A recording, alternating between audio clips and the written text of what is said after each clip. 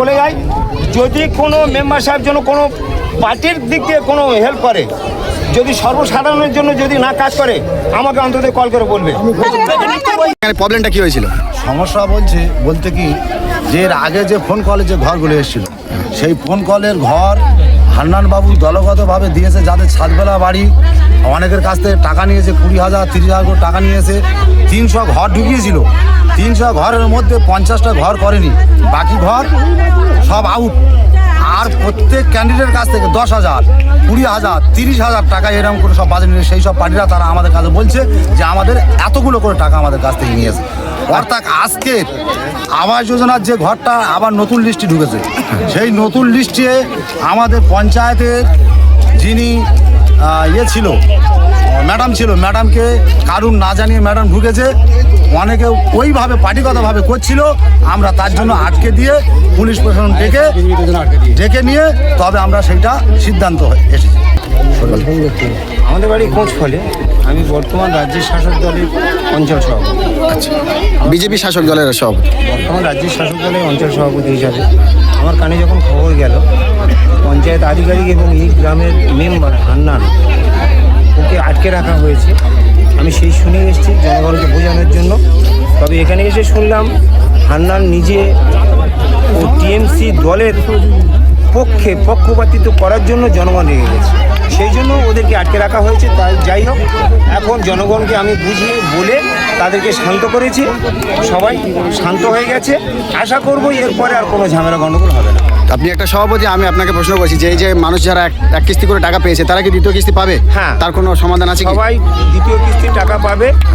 ঘর প্রত্যেকে যারা টাকা পেয়েছে তাদের প্রত্যেককে ঘর বাঁধতে হবে, ঘর না বাঁধলে তাদের টাকা রিটার্ন করতে হবে, এটা সরকারি নিয়ম। তবে হয়তো দ্বিতীয় কিস্তিটার টাকাটা পেতে একটু দেরি হবে, তবে অপেক্ষা করতে হবে, সরকারি জিনিস তো। একদম উপরে গিয়ে তার সঙ্গে কথা বললাম, বলছে আমাদের এখানে সব ডকুমেন্টস আছে সাবমিট হয়ে আমরা এখান থেকে টাকাটা ট্রান্সফার করি। আমার ডকুমেন্টস এখানে আসেনি, আমি লগ ইন আউট হয়ে গিয়েছে, লগ আউট হয়ে গেছে, ওই না কিছু আউট হয়নি। আমাদের লগ ইন তো আর নেই আমাদের কাছে, সেটাই ওনাকে বলা হয়। উনি হচ্ছে সার্ভার, ভালো করে বুঝবেন। আমি যেমন এই অফিসার, আমার সঙ্গে এসছেন, আমি যদি বলি এনাকে যে ওকে ধরো, সেটাই করবে, এর বাইরেও কোনো ক্ষমতা নেই, ধরে দেওয়া পর্যন্ত। এরপর ছাড়া আবার ক্ষমতা নেই, শুনে দেয়, আগে শুনে দেয়, আইনটা আগে জানতে হবে, আইনের পাঠ কী আছে। আমি হাওয়া করে লাফালাম, বলে সব কিছু সিস্টেম আছে। আমি এটাকে ধরি, আমি ধরতে পারবো এত অফিসার হিসেবে, ছাড়ার ক্ষমতা আমার নেই। বলতে পারলাম সারা ক্ষমতা একমাত্র আমার আইসি। হ্যাঁ, যে এইরকম এই সার্ভেটা এইভাবে হবে সেটা তো বুঝি, তারা যদি আমি বলি এরা আইএসএফ করানো, যে আমার কথা শুনুন, আমি বলতে দিও এরা আইএসএফ করালো, এরা আইএসএফদের কথা শুনে যদি ম্যাডামের আজকে আমার তোমার কি আমরা কি করে ট্যাগেল দেবো? আমরা ওদের বারবার বলছি ম্যাডাম যেগুলো করেছে করতে দাও, যদি তোমাদের কারোর বাদ থাকে ম্যাডাম আমাদের বলেছে আমরা করে দেবো, তারপরে ম্যাডামকে বুঝিয়ে আগে সেটা বলে। তোমার ভুল হচ্ছে, কারণ আমি একটা কথা বলি, তুমি ম্যাডামকে বলেছো যে ম্যাডাম এখানে বলে গেছে যে একই বাড়ি যদি স্যারকে বলেছে যে একই বাড়ির 4টে ঘর যদি পায় তাহলে একজনকে নিয়েছি সাপ করতে পরে এসে করবো, এখানে বলেছে ম্যাডাম। দুটো ছেলে যদি ঘর যদি ইয়ে করতে পারে তাহলে ভাইজানের কেন একটা করছে না স্যার?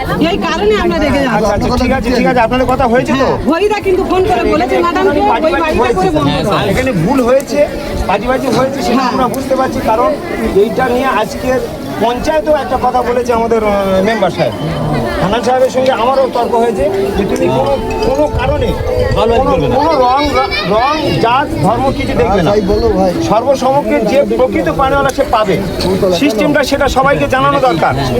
কিন্তু হান্নান সাহেবের সঙ্গে আমার একটু দরকার, সে বলার দরকার নেই, সে যে কোনো বিষয় হোক, কিন্তু এই প্রসেসটা জানতে গেলে সবাই করতে পারবে, নিজে নিজে মোবাইল থাকলে সবাই হবে। ম্যাডামের আসার আজকে দাও, ম্যাডামের আজকের আসার কারণ যাদের ছোট ফোন যারা নিজেরা করতে না পারে সেই ফোনগুলোর জন্য ম্যাডামের আশা, কিন্তু হান্নান সাহেব তো আজকে কোনো কাজে করেনি ম্যাডামকে নিয়ে এসে এখানে উপস্থিত। ম্যাডামকে নিয়ে উনি ওনার দলে যেগুলো তাদেরকে নিয়ে সাপ আজকে ম্যাডামকে আনার কোনো কারণ আছে কি? তুমি কোনো কাজ না করে তুমি আজকে ম্যাডামকে কেন এখানে নিয়ে আসলে?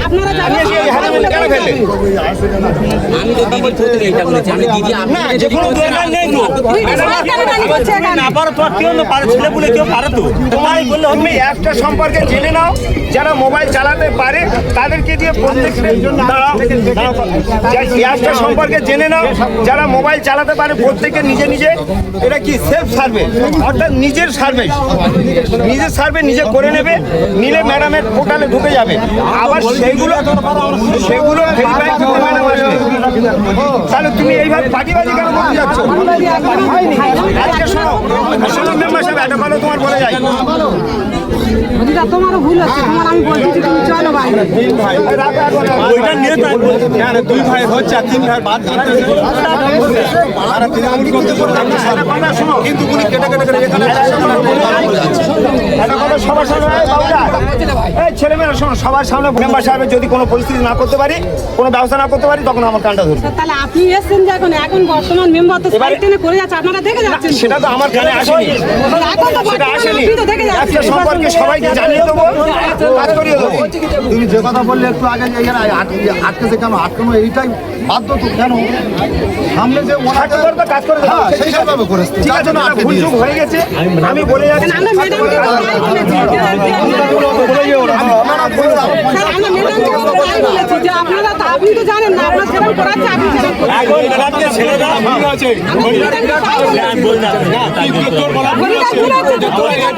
দিদিকে ফোন করে বলেছো? হ্যাঁ, এটা তো বলেছো। দিদি বলেছে, বলেছে। তৃণমূল করছে তাদের হয়ে গেছে, আর আয়াতের চিন্তা হয় না, যারা কালকে করবে আমাদের কৌতলা গ্রামে এখানে একটা ঘর সংক্রান্ত একটা মানে গন্ডগোল হয়েছিল, তো এখানে বিষয়টা কি আমরা এলাকার মানুষের কাছ থেকে জানবো।